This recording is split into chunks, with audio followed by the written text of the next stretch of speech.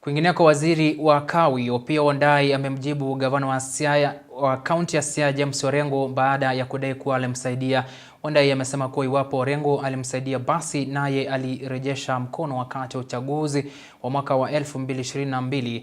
Hata hivyo, alisisitiza kuwa sasa si wakati wa kujadili nani alimsaidia mwenzake, bali ni wakati wa kuwatumikia wakazi wa Siaya. Kando na hayo, amemwonya Orengo kuwa iwapo anapania kurejea katika chama cha ODM chini ya uongozi wa Oburu Oginga, ni sharti arejee kwa unyenyekevu na pia aweze kupitia mchakato wa chama hicho.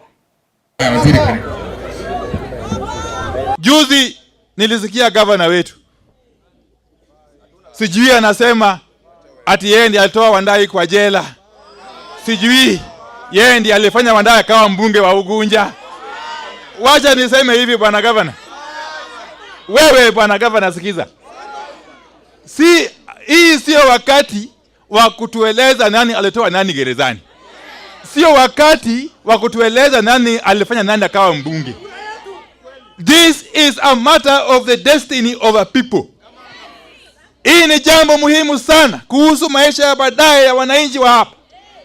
Kwa hivyo hatuwezi piga siasa ya potea, si ndio?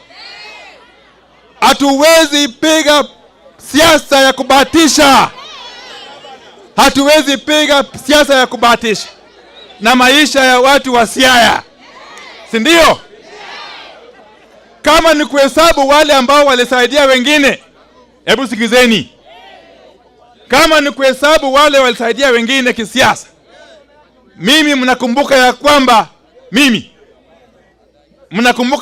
mwaka 2022 in 2022 mimi watu wengi wa Siaya walikuwa wanataka niwe gavana. Kweli urongo? Kweli urongo? Na ilikuwa tu ushawishi wa baba Raila Amolo Odinga. Yeye ndiye aliniambia nimwachie huyo Orengo, si ndio? Na nikamwachia. Kama tungeenda na yeye mchujo wa ODM, angeona vumbi au angeona, si ndio? Ndio hata wakati huu akitaka kurudi kwa chama chini ya Oburu, bwana gavana, ukitamani kurudi ndani ya ODM kwa sababu kule nje ni kubaya, rudi ukijinyenyekea na urudi na ujitayarishe kuenda mchujo ya ODM na watu wengine kwa kiti cha gavana, si ndio?